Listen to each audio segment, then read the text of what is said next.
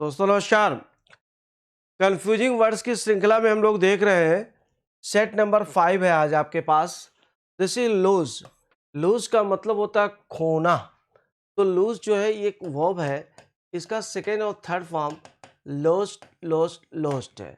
ये लूज जो है लूज ये एडजेक्टिव है। अब हम लोग कैसे इसको बोलते हैं? Yesterday I lost 500 rupees. कल मुझे 500 रुपया मुझसे खो गया। और loose your shirt is loose. आपका शर्ट लूज है, ढीला है। लेशन का मतलब होता है पाठ। I have memorize the first lesson, या हम ये कहते हैं I have memorize the first, I have learn the first lesson. Lesson lesson lesson इसका मतलब कम करना। तो ये जो लेशन है ये क्या है? ये आपका नाउन है। लेसन का मतलब ये कम करना होता है। This is an verb, this is a verb, ये एक वर्ब है। तो हम ये कहते हैं लेसन समथिंग, कोई चीज़ कम करिए। लेटर, ये this is the comparative degree of late. जैसे हम ये बोलते हैं कि today I reach there late, आज मैं वहाँ लेट से पहुँचा। बट राम केम लेटर, लेकिन राम और ज़्यादा देर से आया, उसे हम लेटर कहते हैं। लेटर ऑन एक और फ्रेज होता है जिसका मतलब होता है कि बाद में। Later on I shall discuss these points, बाद में मैं इन पॉइंट्स को डिस्कस करूँगा।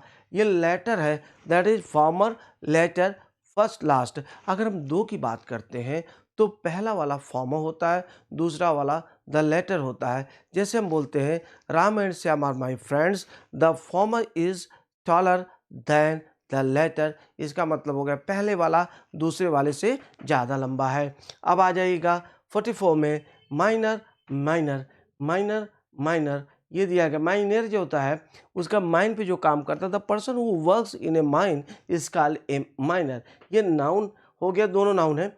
और ही इज़ ए माइनर यहाँ पे नाबालिग के सेंस में होता है। माइनर चाइल्ड भी कहा जा सकता है। This is both adjective and noun. तो minor, you are a minor, that is why you can not be given a bike. आप नाबालिग हैं, अभी 18 साल के नहीं हुए हैं, बच्चे हैं, इसलिए आपको बाइक नहीं दी जा सकती। My father is a minor as he is working in a mine, चूँकि वो माइन में काम कर रहे हैं, that is why he is a minor. आगे देखिएगा, मैरी का मतलब शादी करना, यह वर्ब है। और मेरी का मतलब होता है प्रश्न, यह एडजेक्टिव है। तो इसका मतलब हम क्या कहते हैं? राम मैरिड सीता, राम ने सीता जी से शादी किया। योर मेरी मेकिंग एक्टिविटी, मेरी making habit always attracts others. आपका जो प्रश्न करने वाली हैबिट है वो दूसरों को आकर्षित करती है। मॉरल ये एडजेक्टिव है, इसका मतलब होता है कि नैतिक। We must follow moral things, हमें नैतिक चीज़ों का पालन करना चाहिए। मराल का मतलब होता है noun, that is pronunciation is moral. Moral का मतलब होता है नाउन। तो हम ये कहते हैं कि your moral must be high every time, आपका मराल हमेशा हाई होना चाहिए, अर्थात मनोबल हमेशा हाई होना चाहिए।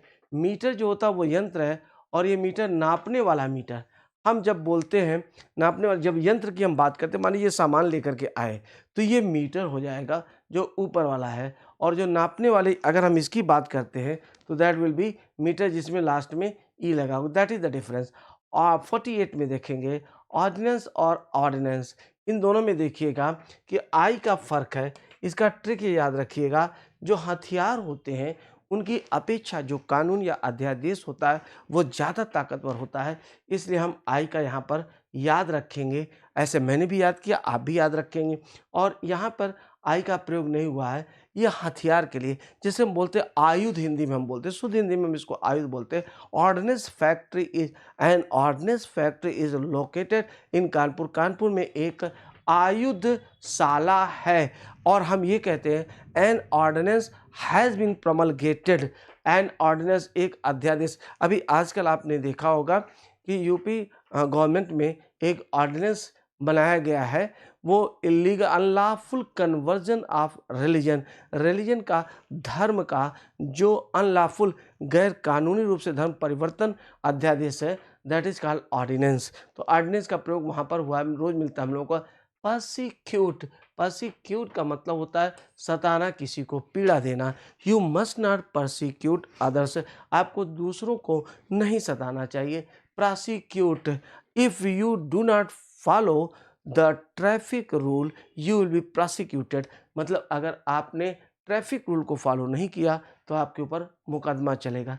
प्रिंसिपल और पीएलई दोनों में अंतर समझिएगा, बहुत आसान होगा। जैसे रूल जो होता है, रूल के लास्ट में एलई है, इसके भी लास्ट में एलई है, कभी भी ज़िंदगी में नहीं भूलेगा आपको। ये प्रिंसिपल नाउन भी है, एडजेक्टिव भी है, ये दोनों चीज़ है। नाउन है ये, नाउन एंड एडजेक्टिव, ये बोथ है। नाउन, ये आप ऐसे देखें, नाउन और एडजेक्टिव दोनों है। तो my principal is very strict, मेरे प्रधानाचार्य जी बहुत कठोर, बहुत सख्त हैं। द ध्यान दीजिएगा, इसी प्रकार से हम बोलते हैं the principal aim of your life must be to help others. आपके जीवन का जो प्रधान, जो प्रमुख उद्देश्य है वह दूसरों की मदद होनी चाहिए। और हम ये कहते हैं we must follow certain principles, हमें कुछ सिद्धांतों का पालन करना चाहिए। तो उम्मीद कर रहा हूँ कि आपको समझ में आ रहा होगा और आप बेहतर कर पा रहे हैं। Thank you very much.